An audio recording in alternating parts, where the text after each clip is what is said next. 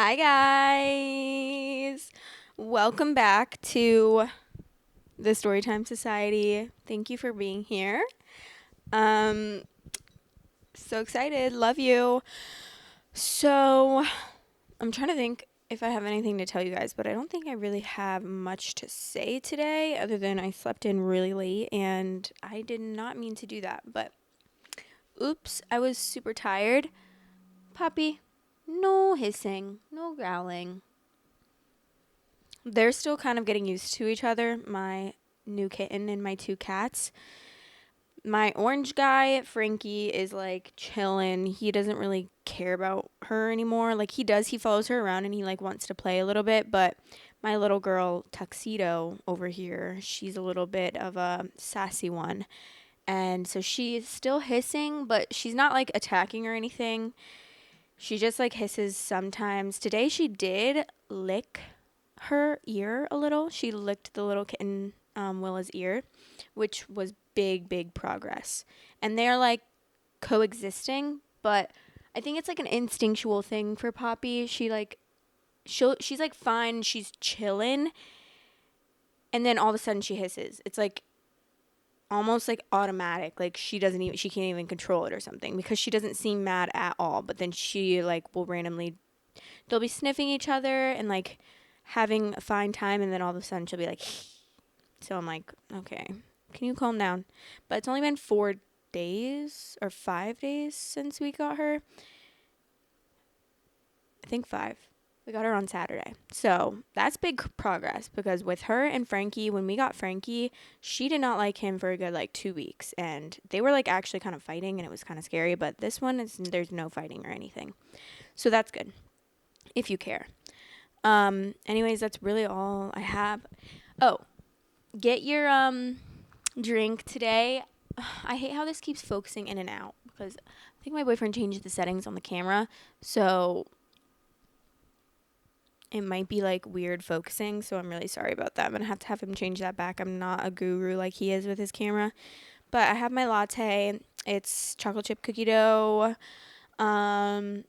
For some reason, it doesn't taste that good today because my boyfriend has been changing the settings on our freaking espresso machine, and it's been really pissing me off because then it's not dialed in for me. And I'm like, hello, did you change the settings? Because I've been getting perfect shots or perfect pulls, and then all of a sudden now I got shitty pulls, and my coffee tastes like shit. But it's fine, whatever. So cheers. Cheers with whatever you have. And leave a comment because you guys know I love talking to you. Subscribe, like, and share with a friend if you will, if you are so kind to do so. Also, in the link in this description below, there's a link to our subreddit community, which is growing slowly but surely, and I really want you guys all to join it. So please join it and become a Storytime Society member. Okay. I'm trying to figure out which one I want to read. There's like a couple on here that I haven't read that I want to read, that I just read the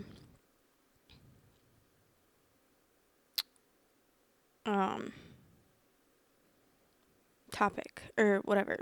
What? The title. Okay. Sorry, this is a big decision. Let's read. Oh, I fell asleep in my roommate's bed because I was sick and my girlfriend broke up with me. Interesting. I want to see what the trigger warnings are, but I can't. Infidelity, accusations of infidelity. Okay. My girlfriend, Celine, 20 female, and I, 21 male, have been dating for about 7 months now, but I had feelings for her for like 3 years beforehand. I've also been sharing a flat with 2 other girls and 1 other guy. One of the girls is Kaya, and we're pretty good friends. As it just so happens, Celine's ex cheated on her with Kaya. Kaya hadn't known they were together at the time, so when I first brought Celine over to my place earlier into our relationship, she told me about what had happened. I realized then that things would be messy, and I asked Celine if this was a deal breaker for her. But she said that she wasn't sure, as she was aware that Kea didn't realize she was facilitating cheating. The next day, Celine said she thought it was over and that she had no resentment towards Kea, but was insecure about herself and felt uneasy that we lived in the same house. We both agreed to continue with the relationship and set our boundaries. One of them was that Kea and I won't sleep over in each other's rooms anymore. We used to have movie nights on Fridays. Kaya's room was the only one with a TV in my flat, and I'd sometimes fall asleep in her room during movie nights. Everything was platonic, and I told Celine about this. Let's move to the present time where our relationship is like a fairy tale. Being with Celine is pretty awesome, but my exams are coming up soon, and because I'm horribly underprepared, I needed to lock in. So I told Celine I would have to be a bit selfish and wouldn't be able to spend time with her or have much communication till they're done. For the past few weeks, my life has been wake up, spend the entire day/night at the library, and then come home to sleep for like 5 to 6 hours, then go study again. It's a horrible routine, and I feel like a zombie, but I have too much content to catch up on and not enough time. I must also admit that I've not been in contact with Celine all that often. We only talked twice on FaceTime and texted very little. She tried initiating, but I had my phone shut off while I was studying and only replied when I left the library. On our second call, she said she felt neglected and it was really starting to get to her and she wanted to spend some time together. I apologized, told her I missed her too, and that she could come over and spend the night, but she came about an hour later than she was supposed to and I had fell asleep by then. She still stayed the night, but the next morning I felt that she was upset. I fell asleep. Then I got really sick 3 days ago. I threw up at the library and asked Kaya to come pick me up. My other roommates are out of town, and Celine would have taken too long to get there. When I got into bed, I threw up all over my sheets. At this point, my memory of what happens is foggy. I was very sick and drowsy and not thinking straight. Rather than cleaning up and setting new sheets, I texted Celine I was very sick and had vomited over my bed and asked if I could sleep over at hers. I got no reply, so I went downstairs and slept on the couch. When I woke up the next morning, I was asleep on Kaya's bed, shirtless. I had no clue how I got there, but Celine came to check on me and walked in on me like this. This was when I woke up, and Celine was very upset. She yelled, "How could you?" And before I had a chance to say anything, she left. Kaya told me that when she saw me asleep on the couch, she offered to let me sleep in her bed instead. I have no recollection of this. I probably took my shirt off because I felt hot at some point during the night. She also said she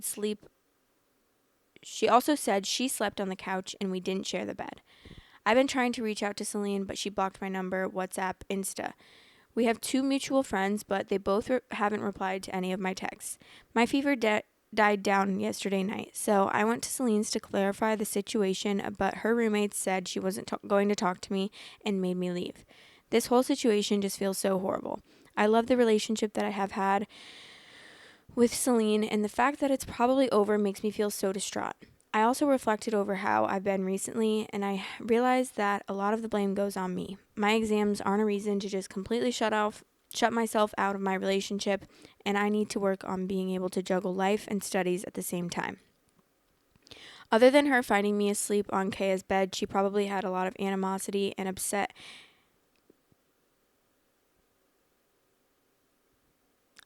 I'm so sorry. This is the biggest word I've ever seen. Amalgamating? I'm sorry, why'd you have to use that word? She probably had a lot of animosity and resentment building. Maybe that's the way you should put it because I'm not smart enough to read that word. Okay.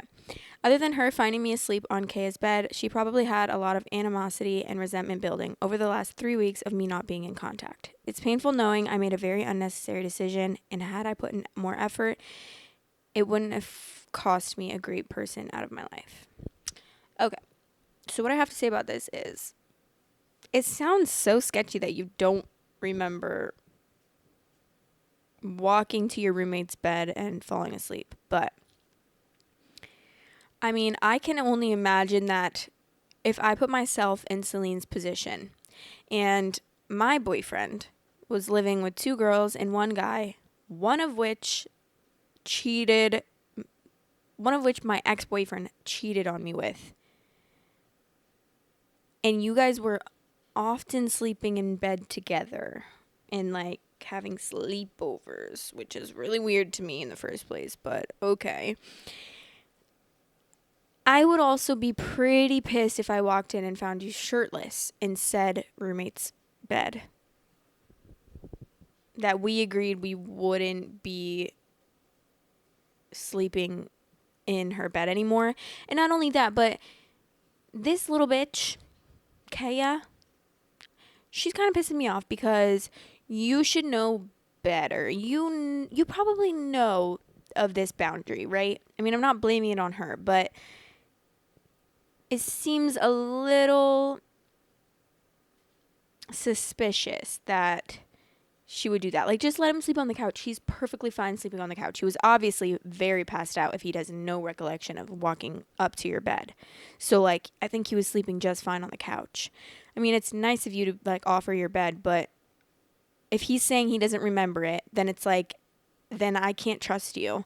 Like, if my boyfriend were to get blacked out and wake up in some other girl's bed, and this is obviously just a different situation because it's alcohol versus, like, being sick, but it's kind of similar. Like, if my boyfriend were to go to the club, get super blacked out, and then in the morning he woke up shirtless in a girl's bed, but he couldn't remember, like, he had no recollection of any of that happening, you bet your bottom dollar that I'm going to think he cheated.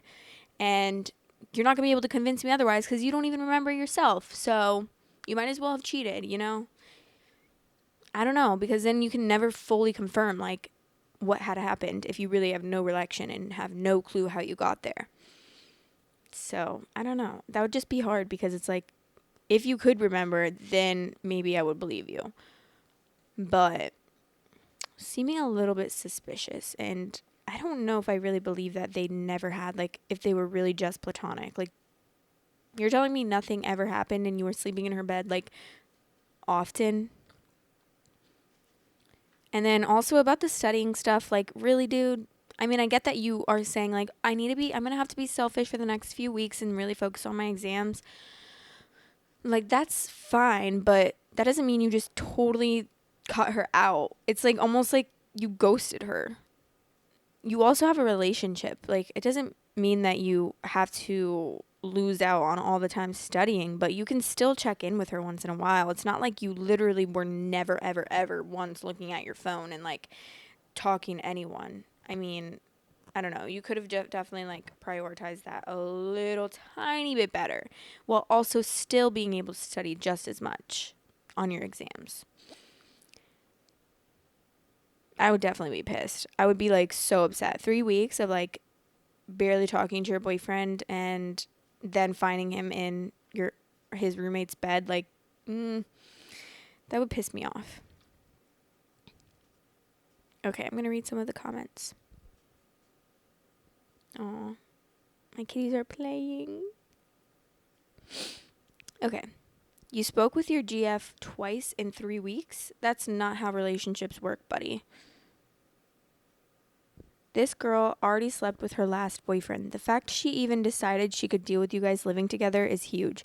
Then you tell her you have platonic movie nights that end up with you guys sleeping together in her room. At that point, I would have bowed out. But she still just asked for a simple boundary. I've never been sick to the point where I don't remember taking my own clothes off and getting in a different bed, sober. You hardly talk to her or make time for her in weeks. A simple text or phone call is very easy. And at that point, I assumed something was up. Then she literally finds you in that girl's bed. You're either lying and have interest in that girl, you were roofied, or you didn't actually care about your girlfriend. I'd be out.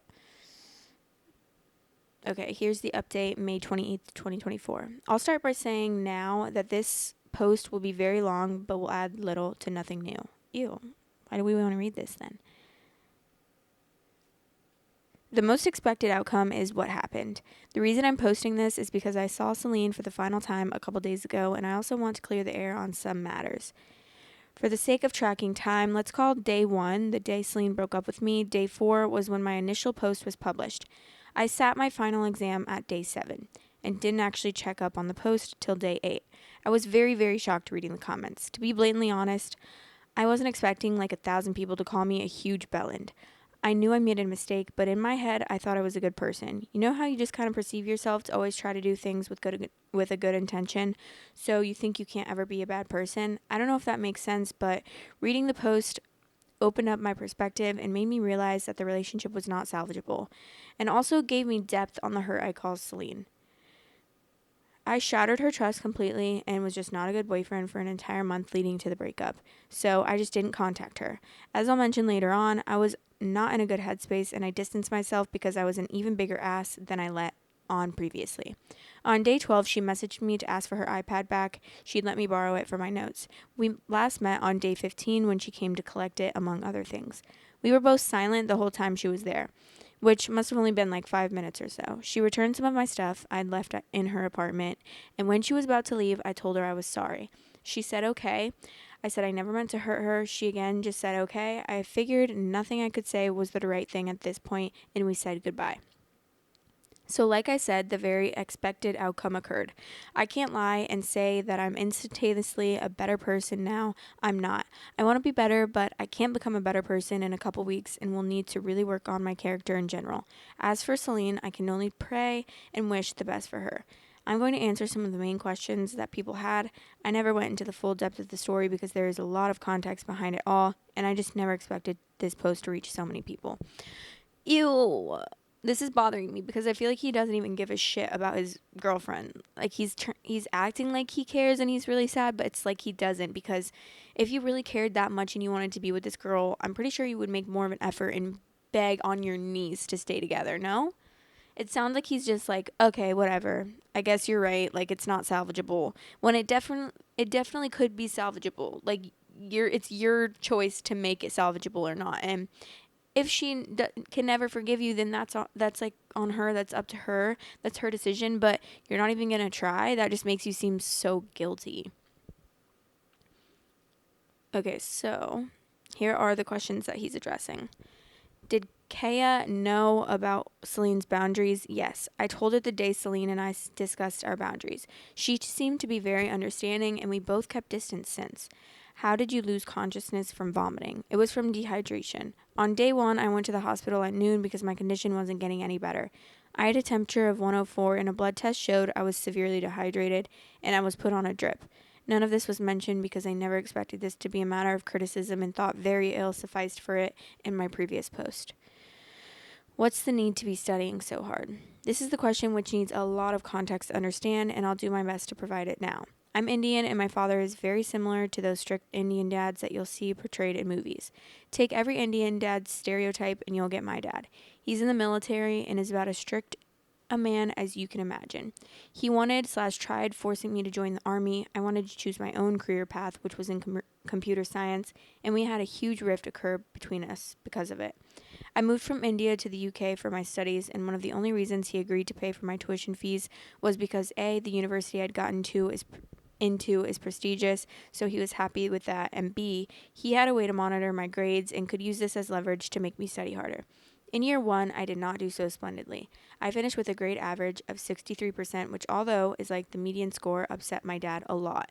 He got extremely physical and smacked me in the face a few times, and I had some bruises after. He also threatened to not pay for my final year if I didn't get an average of 70% this year, which would mean that the entire 2 years I've spent here would go to waste. I am an international student, so I can't get a loan either. Furthermore, I did really bad on my summatives earlier in the year. I got a 41 on the exam, worth 13% of my entire grade, and a 52 and a 59 on 2 others, worth 6% each. Celine also knows everything about my dad. We had a whole conversation before I went absent in our relationship where I told her I was very behind on my studies and was afraid of the consequences this would cause. We agreed I should try and study as much as I can till my exams were over, and she said she'd be fine with being in contact less often. Okay. Why did you barely stay in contact with Celine? Very simply put, I was a bad boyfriend. This is going to sound awful, but I think a part of me was just didn't want to have to deal with being in a relationship. I was overwhelmed, and it felt like a burden having to talk to someone. I completely acknowledge how horrible that is of me to even think. When I had those thoughts, I just downplayed them and let myself believe it was just me being cranky. Anyways, There's just never an excuse to go weeks without talking to your GF, and I was an asshole for doing that. However, I never under any circumstances had any intentions of cheating on her. I didn't want to deal with anyone, period. And I didn't want to be around Kaya either. I mentioned this because a lot of people speculated that Kaya and I have something going on, which isn't the case. I just wanted to be alone until my exams were over. Why did Kaya invite you to her bed? I asked her, and she said the following: I was on my way out to an overnight study session, which meant no one would be home, so I thought you might as well sleep in my bed then. I didn't think it would be such a big deal considering how bad of a condition you were in. I thought Celine would understand. I didn't get in the bed when I got home. I slept on the couch. I could not sleep in my roommate's bed because they were out of town and locked their rooms. Kaya throws parties every once in a while, so they lock their rooms just in case. I think that's just as much as I can say about this now. There's not a great deal more to add to that than an apology to those who read all of this and still aren't content with my answers. As for what happens next, I don't think I'll be sprinting into a new relationship anytime soon. I'm long overdue on some self-reflection, and along with trying to enjoy my summer holidays, I hope I can figure myself out and try to do better from now on.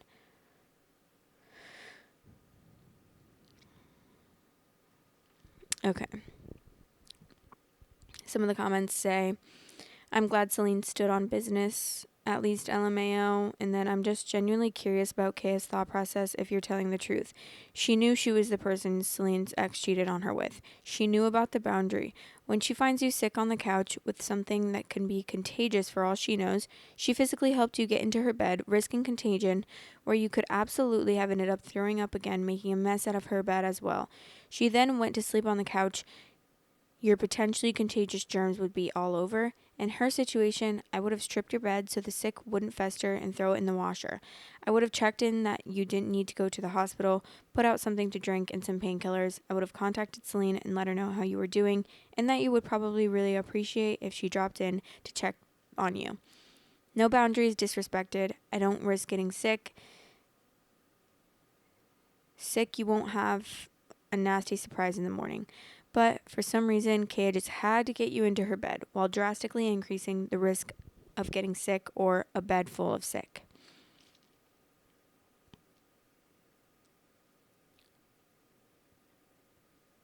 Okay. So the top comment on this post is like referring to what he said. He said in one of his posts, we have been dating for about 7 months now, but I had feelings for her like 3 years beforehand. Moved from India to the UK for my studies. The entire 2 years I've spent here would go to waste. And they commented on that and said, question mark, look, I'm not in the nothing never happens crowd, but I think his math skills might be why he's failing his degree. Also, his fever was in Fahrenheit. As an Indian man going to a UK hospital, it seems unlikely that he'd think to translate the temperature from Celsius for a post.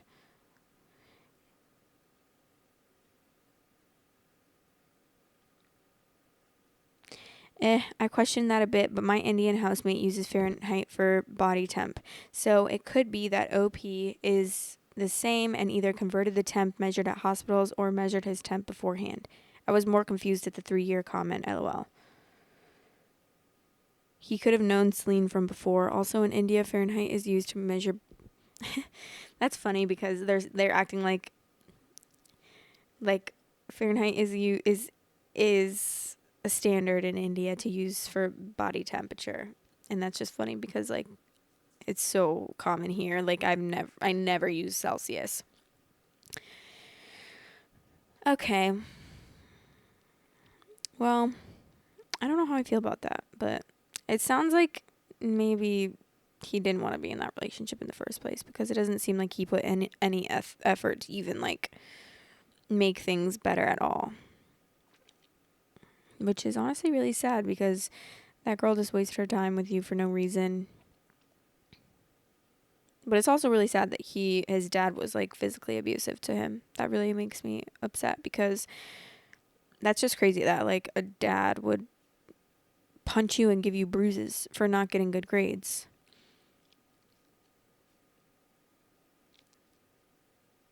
Okay, we're going to read this one because the title sounds pretty crazy. Am I the asshole for not declining or signing over my portion of my boyfriend? I hate when I do that. Am I the asshole for not declining or signing over my portion of my ex-boyfriend's life insurance payout to his mom? I recently learned that my ex-boyfriend passed away of cancer in March. His mom called me last week to inform me of his passing and to inform me that myself and her are listed as beneficiaries on his life insurance from his employer. She instantly tells me that she doesn't know why he never changed it, but I can decline or sign the check over to her once I receive it. Instantly, I am in shock. He's gone and he left me on there. Why? I went back and forth, wondering if this was on purpose or accidental. It had been years, approximately 6. We mutually civilly split up. I was informed he had a new girlfriend that lived with him, and she has 2 kids from a previous relationship that threw a wrench into things more. Is there a reason that she never got put on it? Was this all just a big mistake? Today, it has been 1 week, and this has all been really hard, especially since his mom has been terrorizing me all week trying to get me to agree to give her this money. She has said all the most hurtful things and has sent me the most disrespectful photos and video of her son in his last moments. As of right now, I haven't even gotten in touch with the insurance company. I have no idea how much this is or if I need a lawyer's help at this point. Well, today is the day I woke up knowing 100% I am keeping this money and I'm not going to feel bad at all for helping my family with a gift my ex left for me. Unfortunately, part of me still wonders if it's the right thing to do by my ex, and if these were his wishes in the end. A little info to add: my home burnt to the ground 3 years ago, July 20th, and October 1st, 2 years ago, my mom passed away from cancer as well. It has been a long, hard few years, and this money would literally buy myself a new bra for the first time in 3 years. My little clan could really use this money, and I think my ex knew that. What? Girl, I don't think he meant to do that. I think you should probably give that money to his mom. You haven't talked in 6 years. You broke up 6 years ago, and you think that it's right to keep this money? I'm pretty sure if he knew that you were the one on there, I feel like he would have contacted you, no? Like when he knew that he was dying of cancer, he would probably been like, hey, just to let you know, you're one of my beneficiaries and the money is going to go to you, so you'll be contacted when I pass away. Like, I don't know. I feel like he wouldn't just not say anything.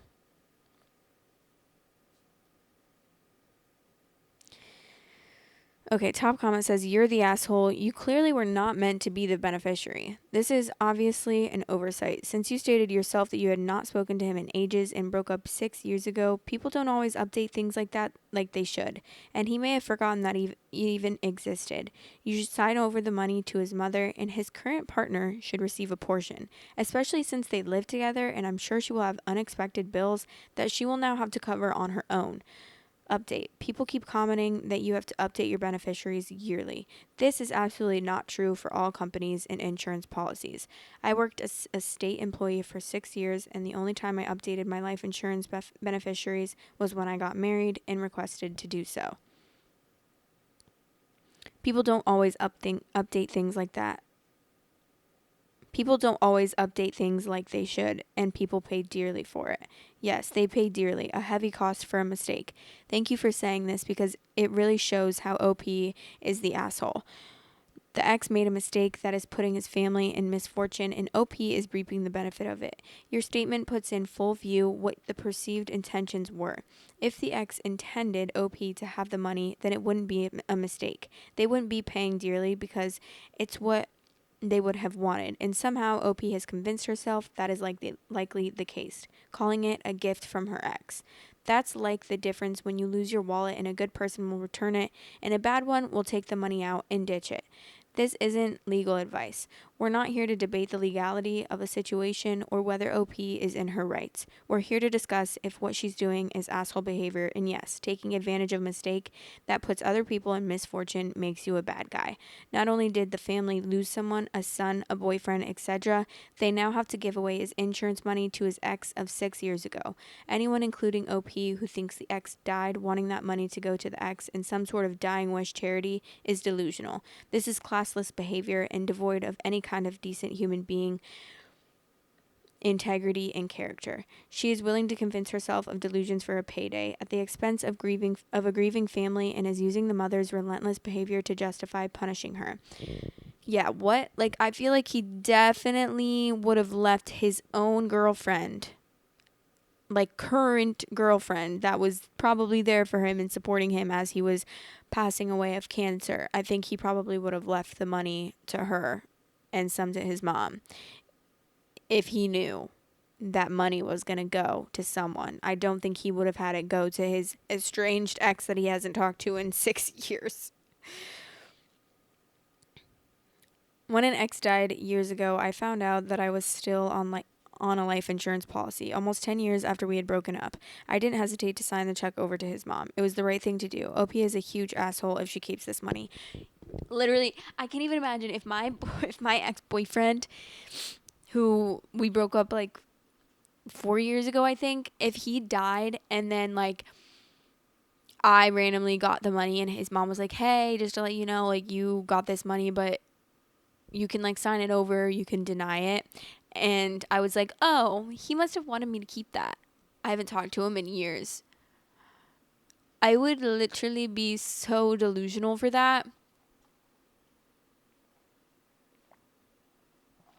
Not only to mention, but his family's going to be the one paying for his funeral and possibly bills, like outstanding medical bills from having cancer. And you're just going to take this money and be like, "Oh my God, it was a gift from my ex. Thank you. Thank you to my ex." Like, what? Are you okay? That is such a bad, terrible thing to do. And it's so funny. All these people are commenting about like the new bra comment. Why does she say I need a new bra? A new bra? What? Like, girl, I will literally send you a Victoria's Secret bra. If that's really the reason that you're wanting to keep this money that bad, I will literally send you one in the mail. I mean, that's actually insane. I need a new bra. Oh, okay. That's just crazy. Okay, this one's really short, but I wanted to save it because the title seems so crazy. But I also want to say a trigger warning because from the title, it seems like abusive a little bit. So I just want to say that. Not like physically, I don't think, but like mentally and emotionally. My boyfriend, 23 male, tells me he won't touch me, 23 female, if I am wearing clothes/makeup that he doesn't like. How do I call him out on this? So we have been together for 3 years, and from the very beginning, he was always critical of the way I dressed and the makeup I used. He hates anything with chemicals or synthetic substances in it, but I just wear clothes I can afford, and also, like, and more importantly, I don't even wear makeup. What am I saying right now? He hates anything with chemicals or synthetic substances in it, but I just wear clothes I can afford and also like. And more importantly, I don't even wear makeup. I just like to moisturize because my skin is dry and apply the thinnest layer of eyeliner. That's all. But he prevents me from doing it in extreme ways, like threatening to break up or saying he won't touch me till I remove it. This obviously upsets me a lot because I am quite insecure of the way I look, and that eyeliner gives me a little bit of confidence. But every time we go out, he points out girls he finds pretty, and they are always wearing makeup, and the few times he's called me beautiful, I had makeup on too that he wasn't aware of. Him stopping me from wanting to look pretty leaves me feeling even uglier. Almost like I don't deserve to try since I can't change anything. You break up with him. For real. Girls, if your boyfriend ever tells you, don't wear that, don't put that makeup on, it's an immediate bye. For real, like, kick them to the curb. Because you want me to tell you to not wear, like, your dirty underwear that you probably had to smell to make sure it was clean? I don't tell you how to live your life. And not only that, but this is like abusive behavior to me. This is so not normal behavior at all. The top comment says, "You call him out by dumping him. Get a boyfriend who isn't horrible and controlling and live your best life. It's emotional abuse to withhold affection to control someone's behavior. This is the first of many ways he will try to control you. It's also weird that he points out other attractive women to you."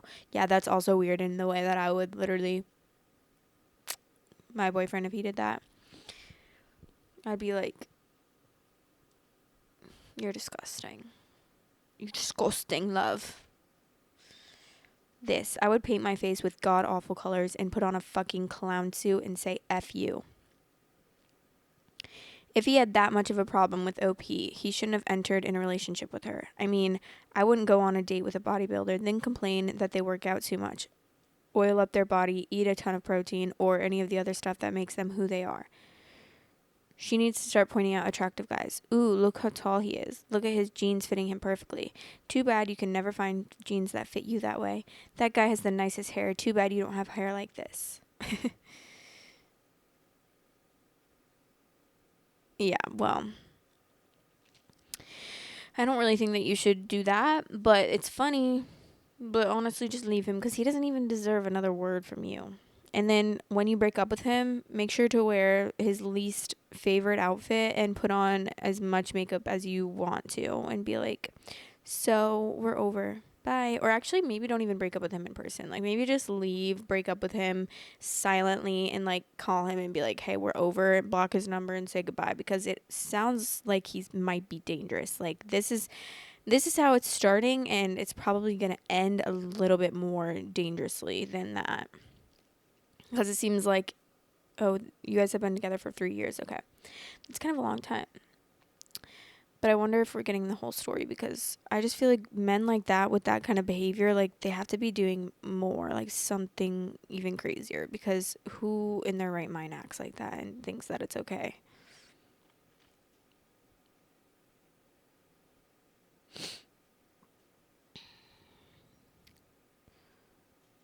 Okay, wait. I want to read this one. I feel like this is the update, but I want the real story. Give me the real story.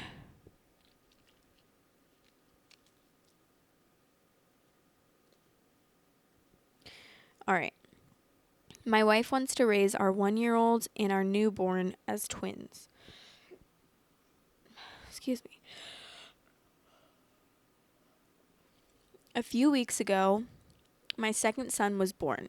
He was somehow born on the exact day my 1-year-old was born.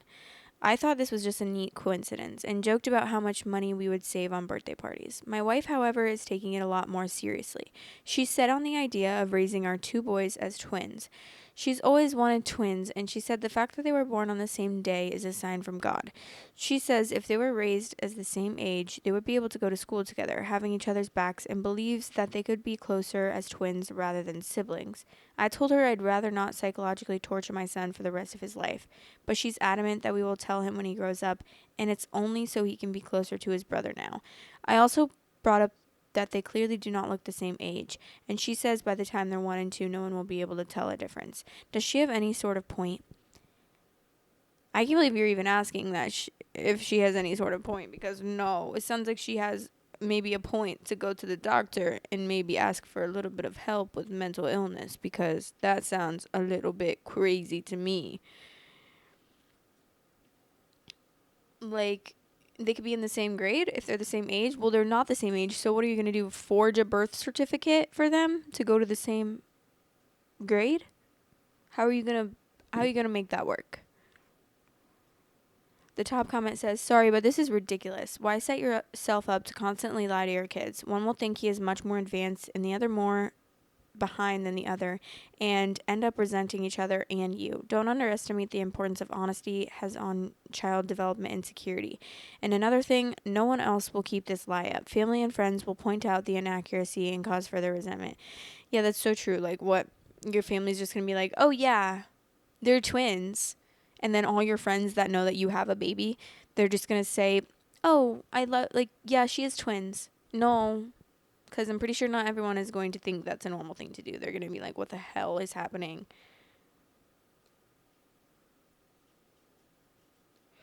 If my friend did that, I would be like, girl, I will recommend you to my psychiatrist.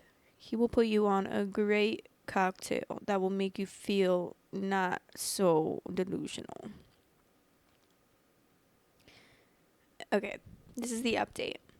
My wife wants to raise our 1 year old and our newborn as twins. Update. The kids are safe and are with me. My wife, for the time being, has gone to her family's house. A lot has happened in the past few days that has me questioning my entire relationship with her. Firstly, I want to make some things clear from my previous post. She planned for my 1 year old to delay joining kindergarten by a year, so there wouldn't be a behind child, but rather than one who's at an average level and one who's slightly advanced for his age. People have pointed out that for this to work, all of our friends and family would have to be in on it.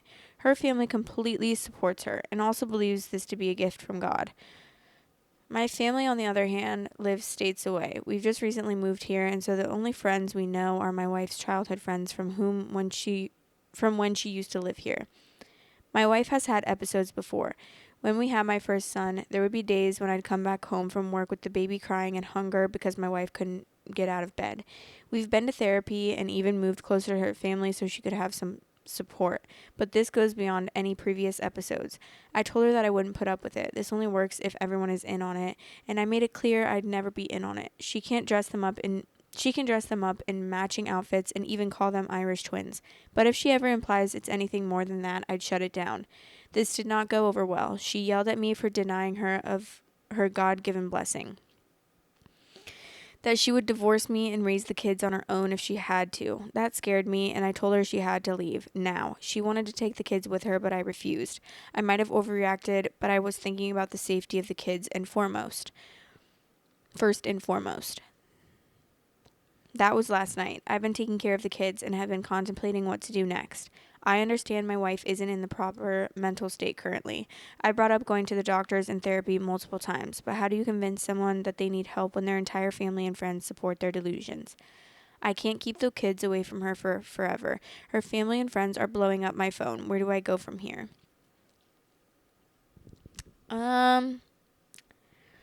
What can you do? Can you call someone? Like, can you call 911 and be like, my wife wants to raise these kids as twins? Can you help her? Like, maybe, I don't know. It sounds like she's not going to get help on her own. So maybe if you take her, I don't know. I feel like she needs to be Baker acted or something. Like, she definitely needs help if she really thinks. It's giving, like, scary story. Like, it's giving, like, something that I would see in the news. Like, oh, yeah, God told me to drown them. You know what I mean? Like, sometimes that happens with, like, postpartum psychosis and stuff where they think that, like, God is telling them to unalive their kids or their babies or whatever. And that's what this is giving. This is giving, like, scary behavior.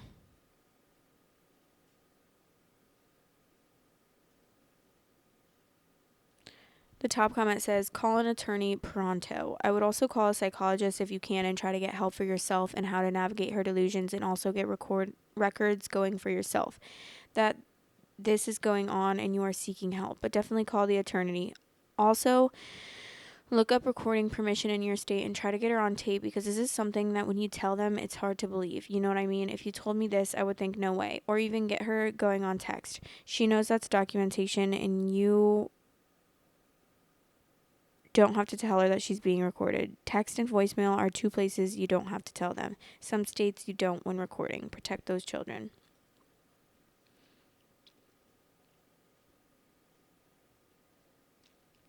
Someone said postpartum depression or psychosis doesn't usually extend to the entire family.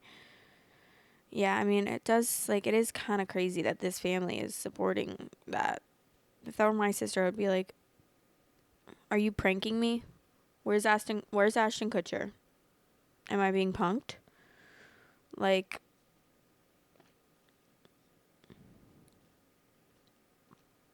that's just insane. That is crazy, scary behavior. And I don't mean to like shame a mental illness if that's what's going on at all, but because trust me, I got a couple of those too. I got a couple of those going on up here too. So no hate, no shame of having a mental illness, but it sounds creepy. What's going on? All right, I want to see what this comment says because someone said, is this a cult? If all these people are on the wife's side, even though this is nuts, there's got to be something going on in the background. And OP commented back and said, this is a genuine question, but what are some warning signs of a cult? I was never religious, and my wife always said she was raised religiously, but never practiced after she left home.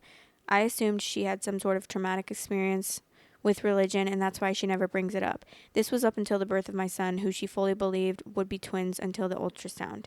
She suddenly became super religious and got back into contact with her family and old friends, even getting us to move states to be with them. She's always mentioned that her mother wanted her to have twins, which at the time didn't sound as weird as it does now.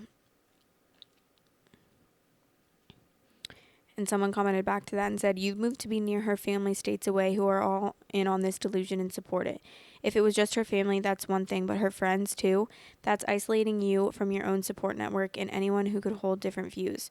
My big concern here is that if she goes to stay with her mother or other people who share her delusion/intention, which is very bad, deliberately delaying a kid is abusive. The echo chamber will only heighten her beliefs, and she might attempt to retaliate via legal routes or CPS. You did the right thing getting her to leave to protect your kids. Religion relies on faith. Faith is believing in something even though there is no proof. People who get accustomed to believing in things without reasons to support it can start believing in all kinds of crazy things if they feel it falls under their belief in God. Yeah, there are some pretty unassuming Protestant churches out there that are absolutely crazy under the surface. If someone says that they've spoken to God or been touched by a spirit, everyone believes them as a gospel, and they can take some very scary turns.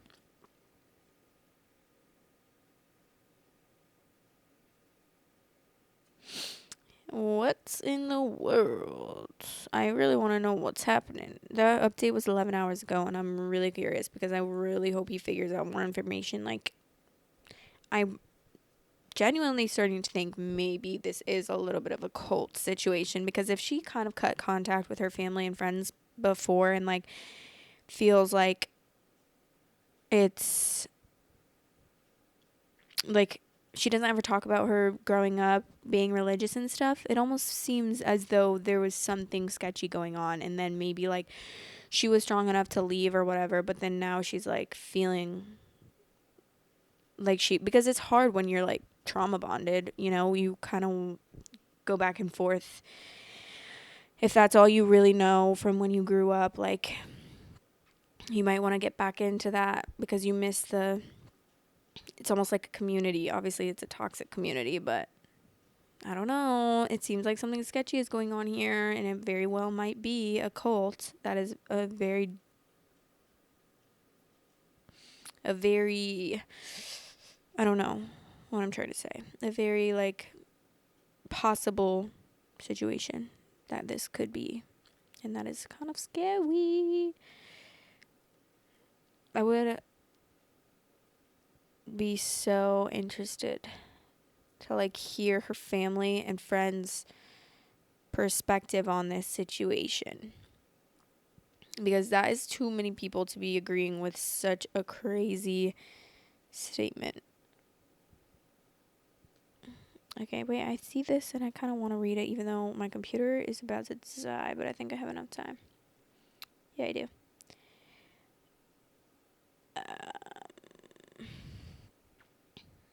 I, 19 male, proposed to my girlfriend and she started crying and then called my brother. Did I mess this up? I proposed to my girlfriend Emma this morning and she started crying. Not happy tears, just actual full on sobbing.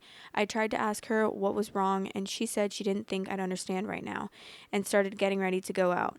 I kept asking her what was wrong, but I didn't want to push it or hug her in case it made things worse, and then she just left without explaining.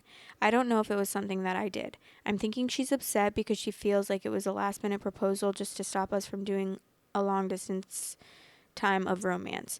But it's not like that at all, and I tried to show her but it's not like that at all, and I tried to show her that I want to spend the rest of my life with her and how it's true love and everything, but I don't know if I explained that to her properly. I got a really nice ring that I thought she'd like, snuck balloons into the bedroom, rose petals in a big heart. I even wrote her a corny poem. All the stuff that she likes or finds funny. She laughed when she woke up and saw the balloons, and then when I pulled out the ring, that's when she got upset. I think it's how upset she was that I don't understand, because she's the kind of person that 1,000%, if she wanted to say no, she would just laugh and say no, and she's done that before when I've jokingly proposed and stuff, but she said that if I did it for real, she'd think about it and then probably say yes. But instead, she seemed like it was the worst thing I could say to her, and then she called my brother. My brother started texting and trying to call me asking if I proposed, and he seems really pissed off. Some effed part of me is wondering if something's going on between them, but I know they wouldn't do that. So, is there something I unknowingly did in my proposal that was horrible? She had to tell my brother. I know I'm probably being incredibly dense, and maybe I've done something wrong, but something that just doesn't click for me. But the last thing I want to do is make Emma upset. And if she doesn't want to get married, that's all right. But I'm just looking to see if anyone can give me an idea of what I might have done or what's going on. How do I fix this? You've been dating for half a year and you're both barely legal and not even fully settled into life at all. Take a step back and give both of you space to become proper adults first. Grow together, experience life, laugh, cry. You're way too young to be proposing.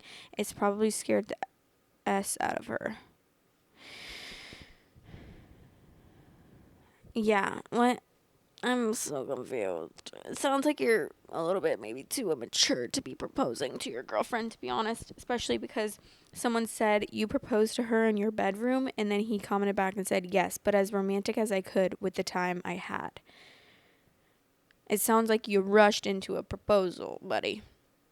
Sounds like maybe that is not a good idea. This was only 2 hours ago, so there's no update yet, but I'm really interested to see like what ends up happening. Okay, I'm starting to feel nauseous right now. Maybe it's because I slept in really late, so I only ate breakfast. And I'm starving, and I've also had way too much coffee today, which is why I should not be yawning. Like, what? But that's the last story that we're going to read today. Happy Friday. I hope you have the best Friday ever. TGIF. Thank God. And I hope you have a good weekend. This weekend is me and my boyfriend's 2-year. Should be 3-year, but we broke up. Actually, no. He broke up with me after the first year of us dating because we were long distance. And then we got back together 4 months later, but whatever. Anyways. Not to kill the mood or anything, but yeah. So it's our 2-year anniversary to me, but to him, he's like, no, we're celebrating our 3-year anniversary. I'm like, no, because you ruined that. It could be our 3-year anniversary, but you ruined it. But yeah, he has a surprise for me on Saturday. I'm not really sure what it is, but I guess I'm meeting him somewhere, so I'll keep you guys updated when it happens. But anyways, love you guys so much. I hope you guys have the best weekend ever. Please comment. Let me know what you think of these stories. Let me know what you're drinking right now, eating, or whatever you're doing. Just let me know. Just comment and let me know. And yeah, I think that's really all that I have to say today. I'm hungry. Love you. I'm not even tired. I slept in so late today. Okay. Love you guys so much. Okay? I just said that 25 times. I don't know what's wrong with me. Something's wrong with me. Bye. XOXOXO. Gossip Girl.